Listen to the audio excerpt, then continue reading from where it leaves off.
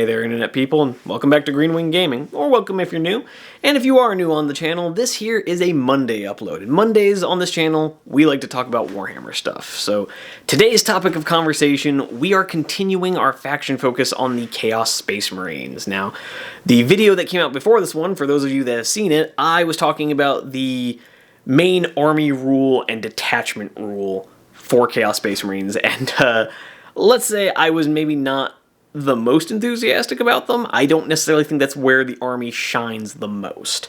But the thing that has me excited about this video is I think we have arrived at the meat and potatoes of Index Chaos Space Marines. I think we're going to get to talk today about the stuff that really makes the army shine. That is the enhancements and stratagems. Looking at these in preparation for this video, I've been really getting excited talking about them because like I said, I just think this is the part where they can, oddly enough, I think maybe the stratagems and enhancements do a better job of leaning into like the different specializations of the gods than even the marks do, which is a little odd, but there you have it. Whatever, it's good, so I'm excited to talk about it. I really can't wait to hear what you guys are going to have to say about this in the comments. Which, speaking of which, before we get too deep into this topic of conversation, I would just like to remind you guys to maybe hit the like button, consider subscribing, but more importantly, watch as far into this video as you can possibly stand. Hopefully, all the way to the end, even though I know I tend to drone on for a little bit. Just because the more viewed hours I get on this channel, the more YouTube tends to promote my videos, and the better the channel does, which just would mean a lot to me. You've already done me a huge favor by clicking on the video, but hopefully continuing on to the end won't be too much of a chore for you. But beyond that, I would like to really genuinely encourage you guys to leave some comments down below. Not for engagement reasons. I don't actually know if comments really help engagement all that much, but I just really like hearing from you guys. I've really been enjoying the comment section so far. I have yet to have a negative experience with the comment section, which caught me by surprise being on YouTube. The YouTube comment section gets kind of a bad rap, but it's been pretty pleasant for me thus far. But anyways, with all my shameless self-promotion out of the way, we're talking about Chaos Space Marines enhancements and stratagems, so let's just get into it. Okay, so we're going to start off talking about the stratagems for the Slaves to Darkness detachment, which is kind of a tongue twister. May have had to try this intro for this segment a couple of times. But I'm going to go ahead and let you guys know that I do have my laptop off to the side just because I'm not smart enough to memorize all of these stratagems off the top of my head. Sorry if that shatters some of the magic you may have had about YouTubers.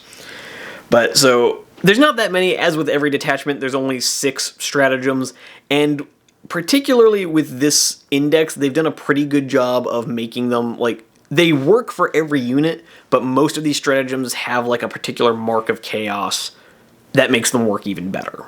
So, see, the first one is the exception. We have Infernal Rites, which is easily the worst stratagem, not because it's not useful, but because it's literally just the Armor of Contempt stratagem from the regular Space Marine book, but for some reason it costs 2 CP rather than 1. Now, I'm hoping maybe there's been an errata that I haven't seen saying that, oh no, it should only cost 1, because otherwise I'm really not seeing why it costs CSM double to do the exact same thing of just reducing AP by 1.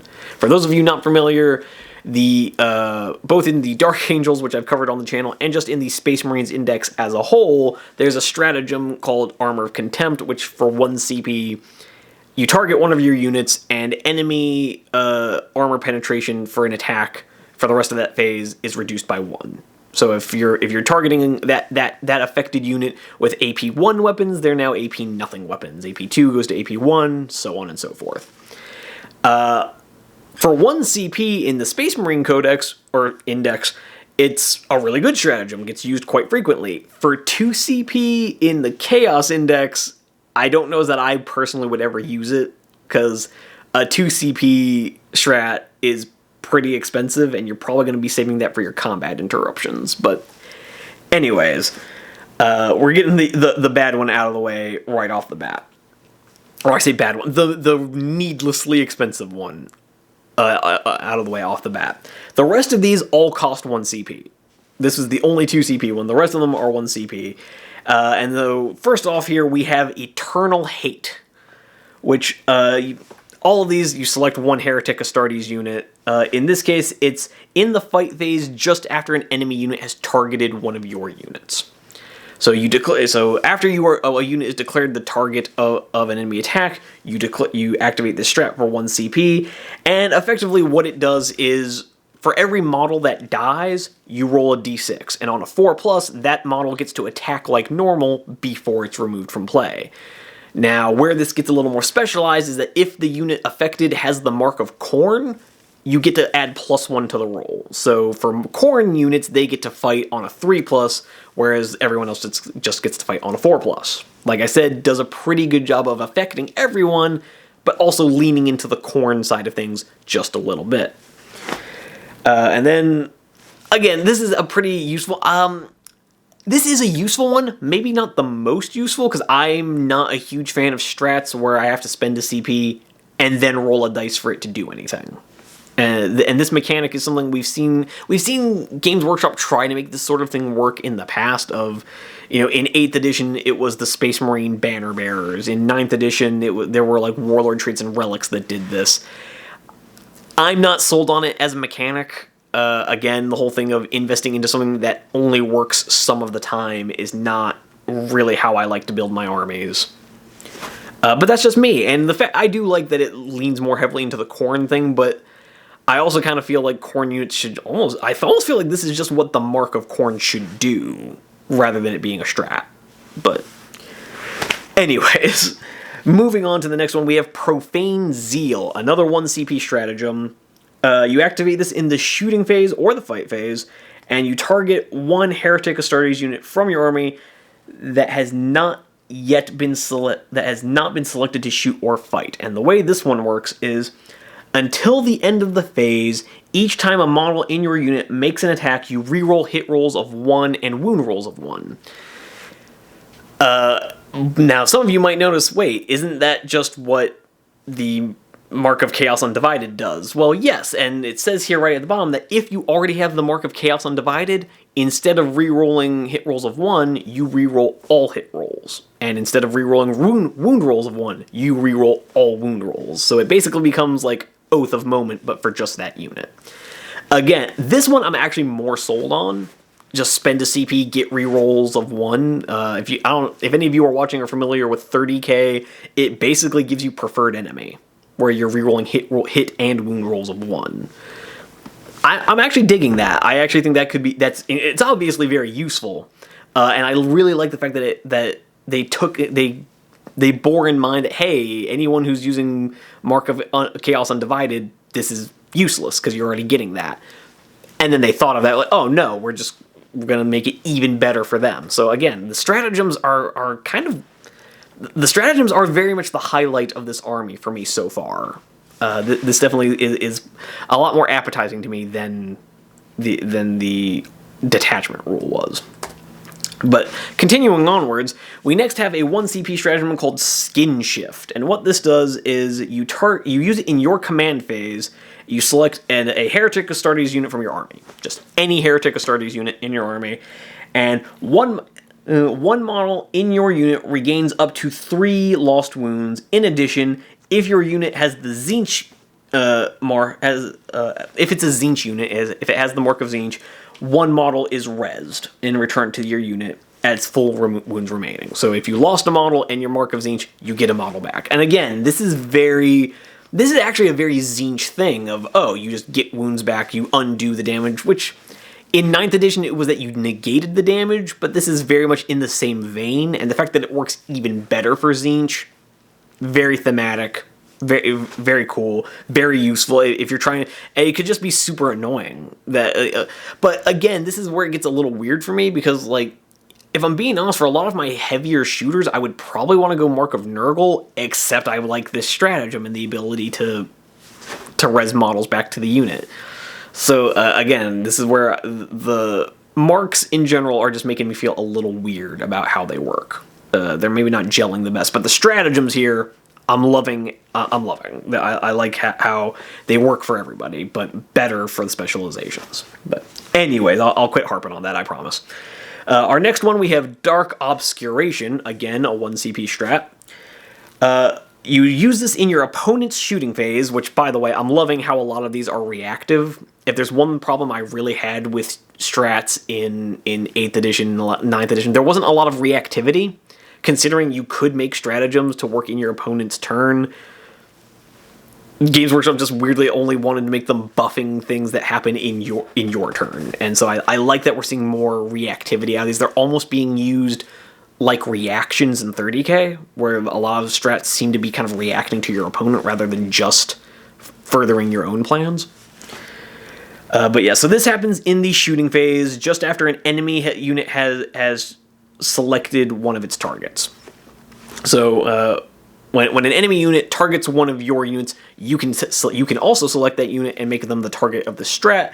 And what it does is that your unit gains the stealth ability, which means you're now -1 to be hit. And furthermore, if you have the Nurgle keyword when you use this strat, that unit can now no longer be targeted unless the targeting unit is within 12 inches. However, if you use the stratagem and that makes them ineligible to be shot, your opponent can target another. Can select another target. But it does mean that the affected unit can now not be targeted by anyone unless that unit is within 12. So while the initial shooting unit can select someone else, at least let me make sure that I'm getting that right.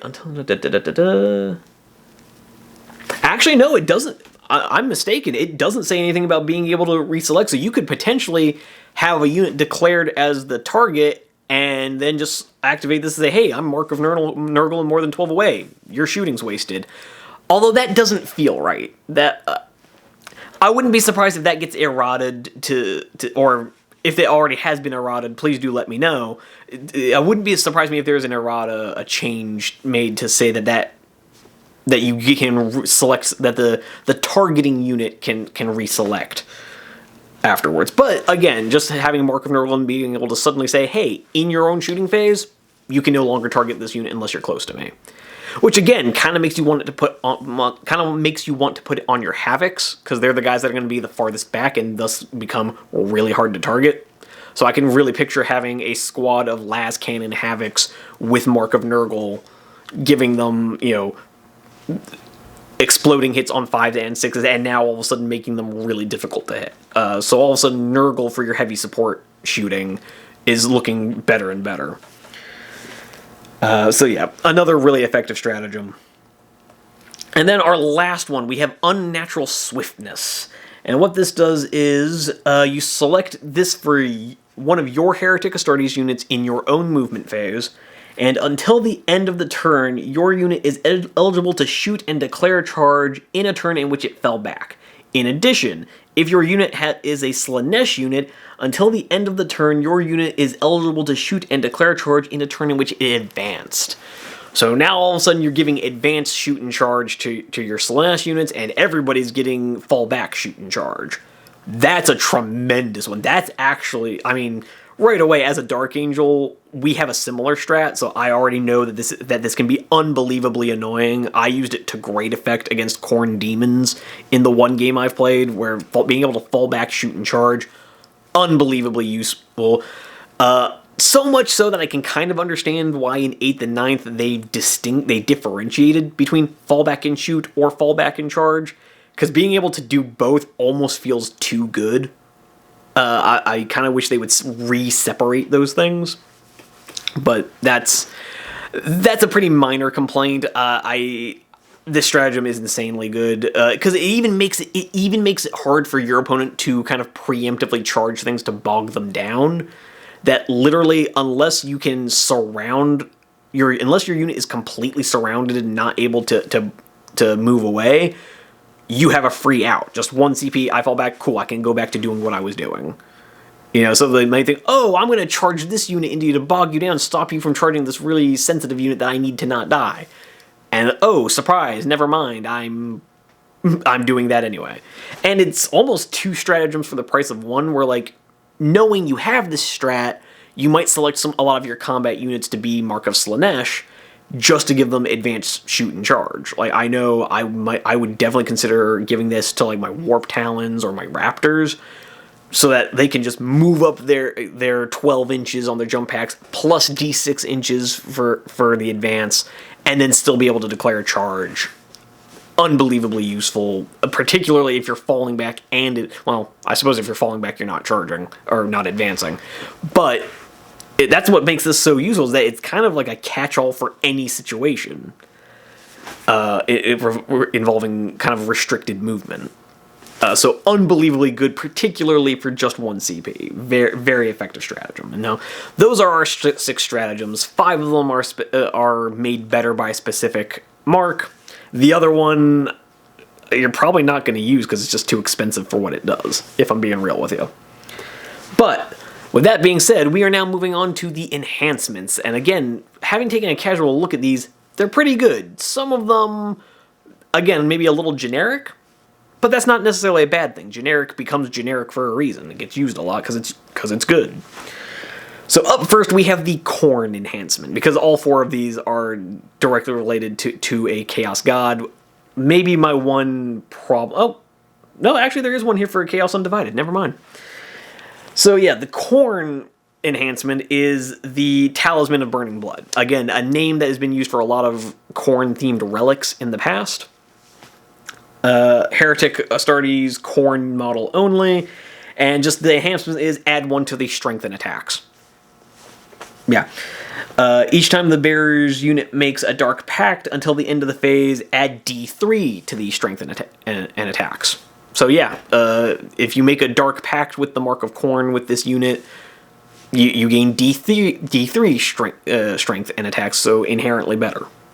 And that can mean like your strength 5 power sword can all of a sudden theoretically become a strength 8 power sword with 3 extra attacks. So yeah, that's pretty good. That's definitely the uses for this one are pretty obvious. Throw this on a Chaos Lord. Throw this on Master of Executions. Yeah, just in general a very useful enhancement for very punchy characters. Although admittedly the fact that Chaos lost all of their jump pack characters might hold that back just a little bit. But moving on to the next enhancement, we have Intoxicating Elixirs, and this is a Slaanesh unit only. Again, another name that's been used for a lot of Slaanesh-themed relics. The bearer gains the 5-up Feel No Pain ability, and each time the bearer shoots or fights, if the bearer's unit made a Dark Pact, after the bearer has resolved these attacks, select 1 enemy unit, and that unit must make a Battle Shock test. So your attacks now inflict Battle Shock tests, and the bearer gets a 5-up Feel No Pain. Again, pretty useful for keeping your character alive, although even as I say that, most of the time you're not going to be allocating wounds to your characters, so I'm not sure if that makes the most sense as an enhancement, that it really only helps you for a character that's probably not going to be taking hits until it kind of doesn't matter anymore. And the Battle Shock thing, I've been on the record as saying I'm not a huge fan of the morale mechanics in 10th edition. I don't know that you're going to want to take this enhancement to maybe cause someone to take Battle Shock. Again, my personal opinion, so this one is maybe not looking quite as good. But, moving on to the next one, we have the Eye of Tzeentch, which might surprise you is a Tzeentch enhancement. I know, crazy, right? Sorry, I promise I'll tone down the sarcasm. But again, Heretic Astartes Tzeentch model. Each time the bearer's unit makes a Dark Pact, take a leadership test for the bearer. If the test is passed, you gain a CP. So anytime you make a Dark Pact, you can potentially gain a CP specifically for this unit. Not bad, particularly in a game where CP are going to be so... in this edition, CP are comparatively hard to come by. Could definitely see this, particularly with how good some of the stratagems are, I could see this being really useful. Not like an auto-include, but I could totally see it. If you're going to put Mark of Tzeentch on one of your characters anyway, like if you're again, I'd have to take another look at the characters, but if you have a character that you were already going to be putting into a shooty unit anyway, you might give him this enhancement just so that not only is he passively buffing your shooty unit, but is also giving you CP to support the rest of your unit. So a very support character type of enhancement. And then we have the Orb of Unlife as our next enhancement, and that's going to be the Nurgle one. Nurgle model only. At the end of the fight phase, roll 1d6 for every enemy unit within 6 inches of the bearer. It says nothing about this being for in engagement range, just anyone within 6 inches. Adding 1 to the result if the bearer's unit made a Dark Pact. On a 4+, the enemy unit suffers D3 mortal wounds. So right away, you're probably going to be making Dark Pacts a lot. So in this way, if you did one in the... Although, actually, I don't know how to feel about that, because this one only works if for enemy units within 6 inches, but the Mark of Nurgle is mostly a shooting thing. Mark of Nurgle gives you better sustained hits for shooting, so why is their enhancement meant for fighting? That doesn't make a lot of sense to me. It's a good relic. It's a good enhancement. Don't get me wrong. I feel a little weird about it being for Nurgle. Maybe Nurgle should have had a shooting-related enhancement, but whatever. The ability to inflict D3 mortal wounds in an aura of 6 inches, undeniably very effective. So I'm not going to get too mad about that. And again, if you made a Dark Pact, which you should probably be doing anyway, it happens on a 3+ instead of a 4+. Yeah. Although so far I'm actually thinking that the Khorne relic is the best one, with Tzeentch being a bit of a runner-up. And then finally we have the Liber Hereticus, which is the Chaos Undivided enhancement. And this again must go on a Heretic Astartes Chaos Undivided unit, or models. And each time the bearer makes a Dark Pact, that unit gains lethal hits and sustained hits. So normally a Dark Pact can only gain one or the other, you have to pick, but with this enhancement on a character, you get both. That's just objectively very good. Never mind. Okay, the Khorne enhancement has been surpassed. Again, Chaos Undivided seems to be the strongest mark in the book, which feels a little weird. I don't know how I feel about that. But yeah, there's no extra thing here. It's just you get both. Well, the other 4 had like an extra thing to them, but whatever. So for this one, yeah, I'm gonna say the Liber Heretic is probably looking like the strongest of the enhancements, guys. Let me know what you guys think about that. If you disagree or if you agree. Or let's be real, I'm clearly such an amazing Chaos player. You're all gonna agree with me, right? No, I'm a noob. I'm very new to this faction, so if you guys disagree with my assessment of the strats of the enhancements, please do let me know. I'm very curious to know what you guys are thinking. I personally think Chaos Undivided is looking the strongest right about now. So I would be very curious to know what you guys' thoughts are on that. But with that being said, this very long-winded video has finally come to an end. We've gotten through all of the enhancements. What are you guys thinking about these? Are you liking them? Are you not? I think these are the real lifeblood of the faction, but I would be curious to know what you guys have to say about that. But with all that being said, I do appreciate you guys hanging in there with me this long. I would love to see you in the comments down below. I'd love to see you on some of our other videos, but in the meantime, happy wargaming. Onward to glory!